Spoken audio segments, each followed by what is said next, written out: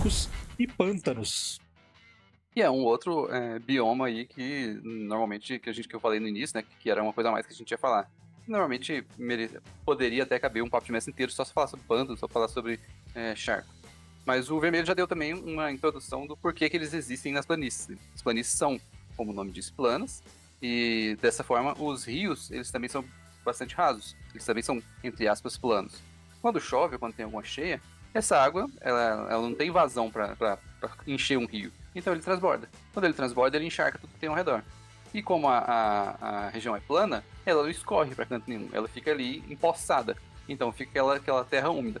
Não, o mais famoso que a gente pode falar aqui é o próprio Pantanal. O nosso Pantanal é um pântano, por isso o nome é Pantanal. Ele é uma planície encharcada que, a maior parte do ano, fica dessa maneira. E isso traz várias situações completamente diferentes do que a gente está esperando numa planície, ou que está esperando em outro tipo de bioma. Que são dificuldade de locomoção, você está ali sempre andando com muitas vezes água até o joelho, ou lama até o joelho, né? Bem difícil se locomover, é difícil uma carroça, quase impossível uma carroça se locomover numa situação como essa. E aí valoriza um pouco mais alguns tipos de meios de transporte, como cavalos, ou até algumas engenhocas que alguns nativos ou outro tipo de gente pode utilizar. Teve uma aventura também que o Vermelho narrou que no meio da cidade tinha um lamaçal. E aí a galera andava tipo umas pernas de pau, assim, em cima do lamaçal, sabe? Pegando Eu lembro coisas. disso. Esse era Então, esse era aqueles personagens malignos de vocês, não era? a gente tava na cidade que era dominada por um demônio, eu acho. Era amaldiçoado, era isso mesmo. Uhum. Então, era tipo o pântano do esquecimento, uma coisa assim. As pessoas viviam lá como se fosse o melhor lugar do mundo. E aí, tem essa questão de locomoção. Tem a questão de que quando essa água sobe, ela muitas vezes mata muitas coisas que estavam vivendo ali quando não tinha água. E isso gera matéria orgânica. Gerando matéria orgânica, sobem gases, tipos de animais, insetos. A gente já falou aqui sobre enxames, a gente já falou aqui sobre doenças, quando a gente falou acho, sobre floresta, né?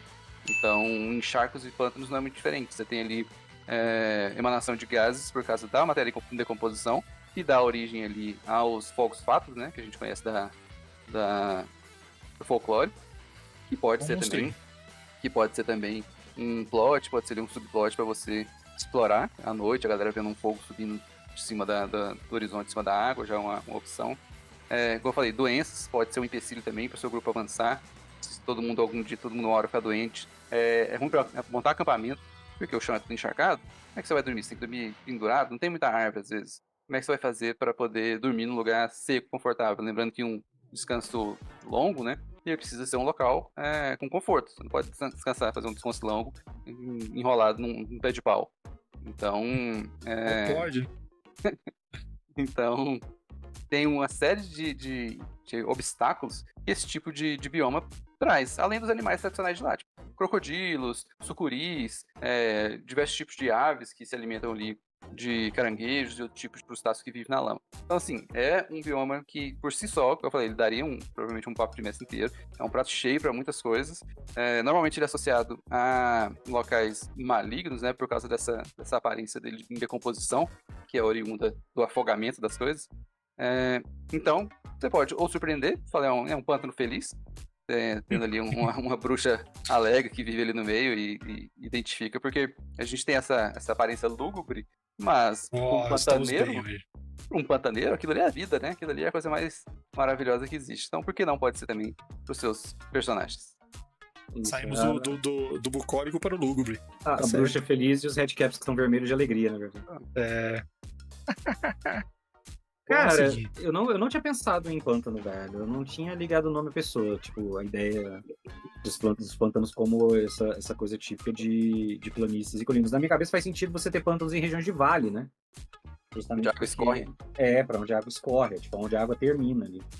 E ali ela vai consolidar e ela também vai trazer toda a matéria morta e tal. Então acho que também faz sentido de certa maneira. Mas pântano eu concordo que valia um papo de mestre à parte, porque é um ambiente muito rico. Dentro do próprio cenário, né? Cenários de sistema de RPG é sempre um ambiente que tem muita coisa própria.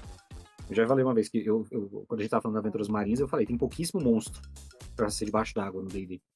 Deve ter umas 4 vezes mais monstros pra pântano. Então eu acho que justamente por causa dessa carga, né? O que o Luiz falou, de energia negativa, do simbolismo e tal. Então eu acho que ele merece uma atenção especial. E ele pode ser um pouco disso a partir do ponto que o Luiz falou, da questão dele destoar do resto, né? Então tudo que você fala que tem de bom numa planície, chega num pântano, acaba.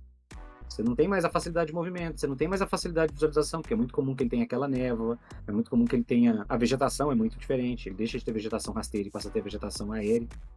Então eu acho que tem esse aspecto relevante também, de você dar uma quebrada sem que você precisar tirar totalmente do clima. Você não precisa fazer a pessoa subir a montanha. O MJ falou alguma coisa ali, ó. Falou, eu não tenho net para poder ficar junto com TV usando. O Otávio falou alguma coisa também sobre a qualidade da transmissão, o Vermelho.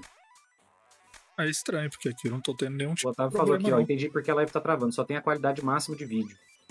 Imagina rodar minha IA e assistir uma live em 1080p. Não, isso aí são maluquices Ele do fala o OBS, código né? pra mim. Vez ou outra acontece isso. Tem vez que ele manda só a função fonte, tem vez que ele manda várias resoluções diferentes, né?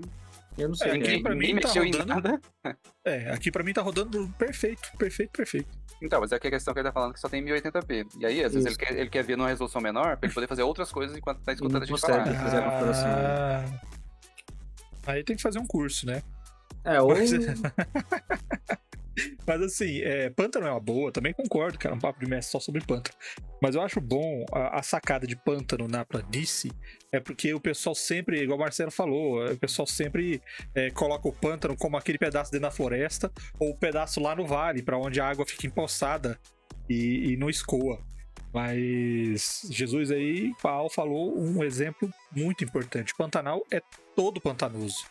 Por causa disso, ele não é pantanoso tempo integral, grande parte do ano ele fica pantanoso, porque a água realmente ela toma a planície e fica ali, e nem sempre a vegetação de pântano é de raízes aéreas e desse tipo. Às vezes ela é sim uma vegetação rasteira, pode ser que elas estejam, principalmente essas gramíneas altas, elas se juntam e elas ficam em blocos tão densos de grama alta que para quem olha de longe não vê que é um pântano, pensa que é só o terreno que continua.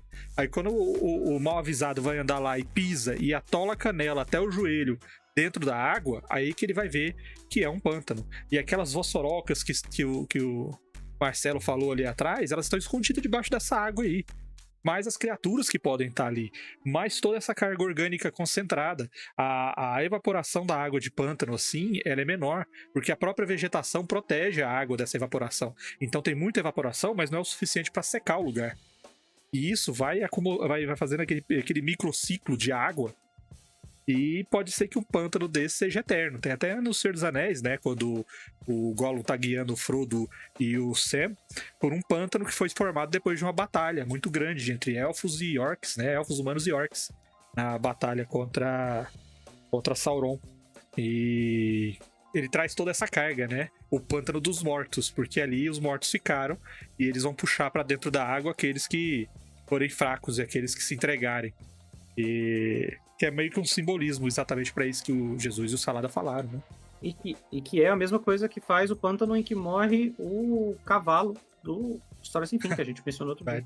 Exatamente. O cavalo do Atreio. O cavalo não é... O nome do cavalo é Artax. Artax.